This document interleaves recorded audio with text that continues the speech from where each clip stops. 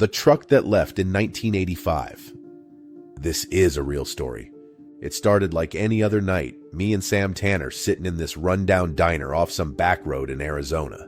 The place stank of old grease and stale coffee, but it's where we always stopped. I was nursing my Coke when Eddie, the old-timer who hung around there like he owned the place, started up about this truck. Said it disappeared back in 1985. Sam rolled his eyes, gave Eddie one of those looks like, "Yeah, right.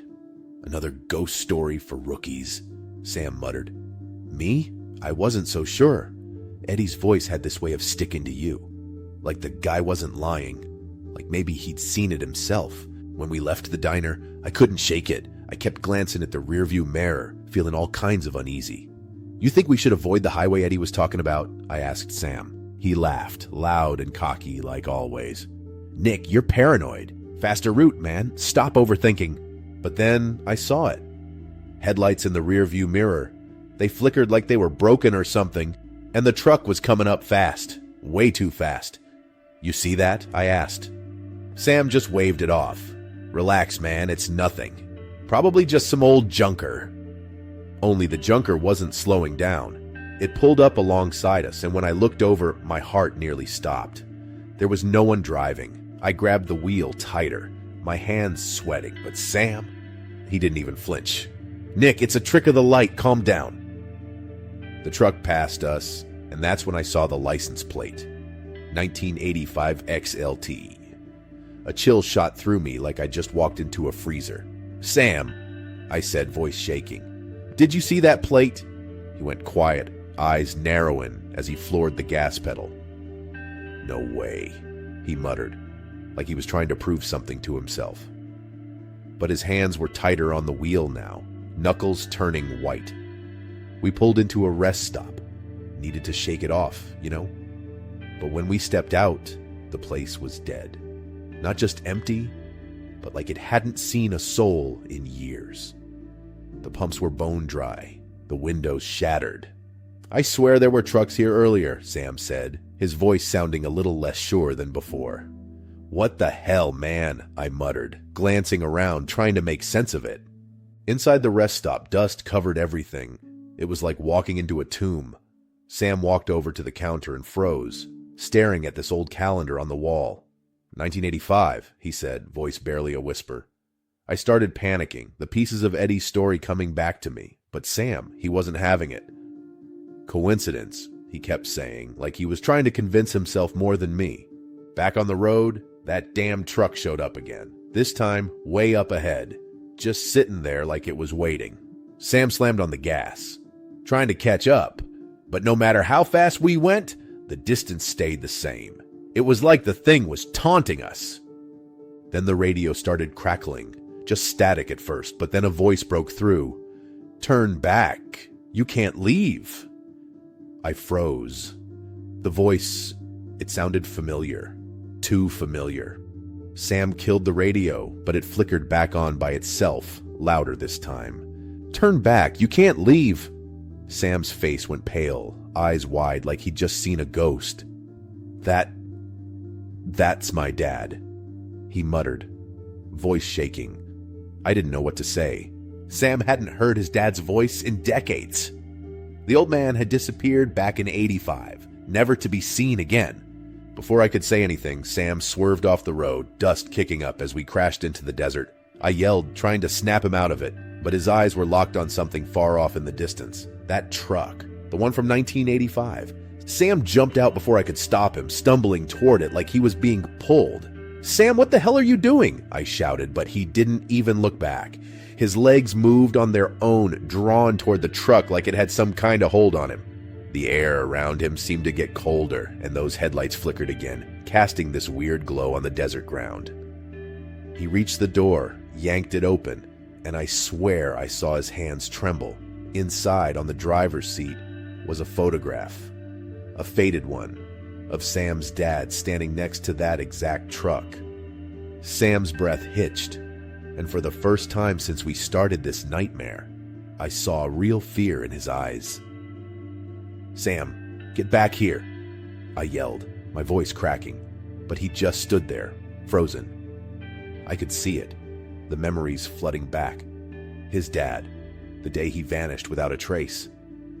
Sam stepped inside, and the door slammed shut like it had a mind of its own. Everything outside started to blur, the desert fading away, and before I knew it, Sam was gone, trap hood inside the truck, and through the windshield, 1985. The highway, the rest stop, all of it, like he'd been thrown back in time. I banged on the door, screaming for him, but he couldn't hear me. His father's voice echoed in the air, calling him deeper, dragging him into the past. That truck didn't vanish. It's been waiting for Sam. His dad didn't leave by choice. He was taken, stuck in that cursed loop. And now Sam was too.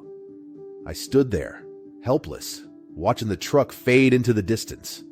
I wasn't going to leave Sam behind. No way. But as I tried to get closer to the truck, the headlights flashed again, like they were trying to blind me.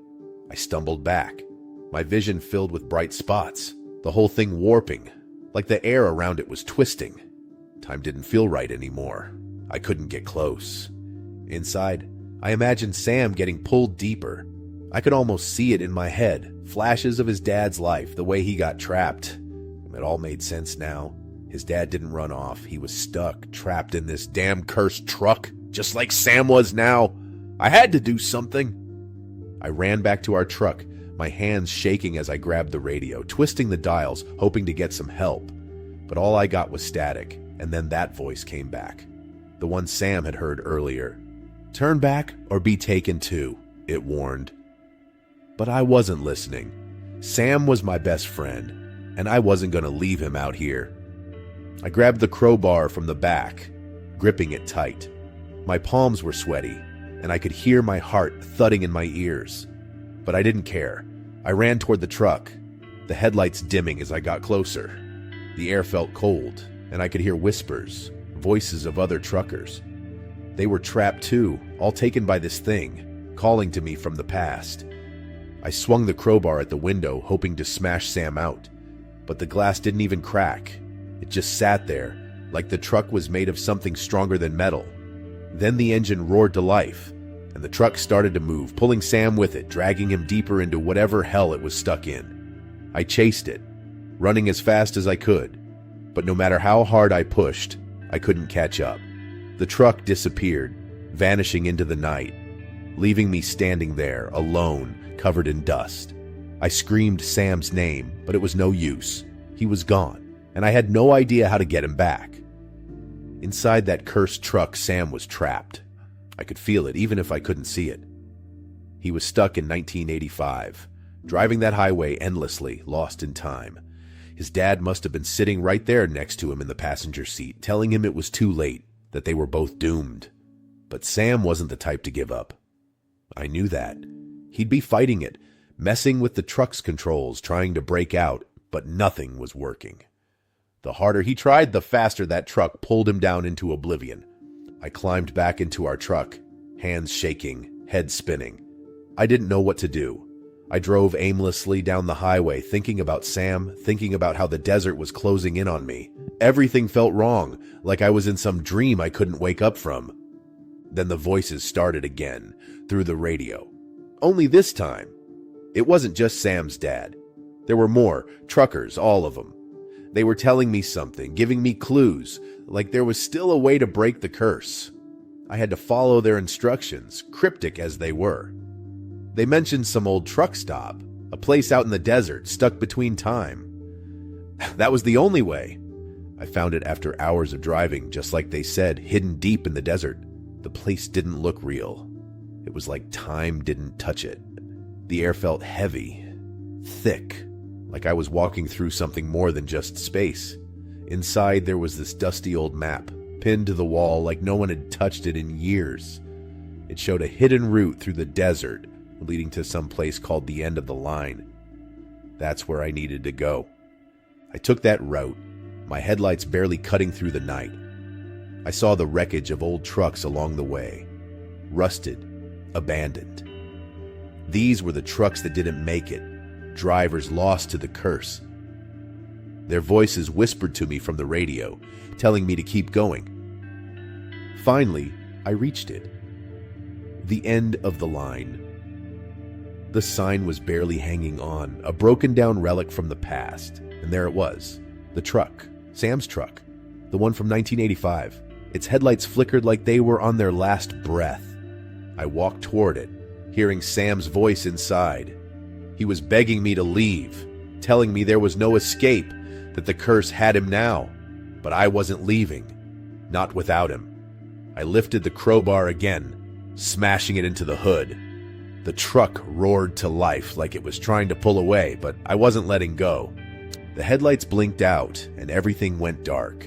A chill ran through me, like the whole world was shifting. I felt like I was getting pulled into 1985 too, like the truck was trying to drag me with it. But then, I saw something.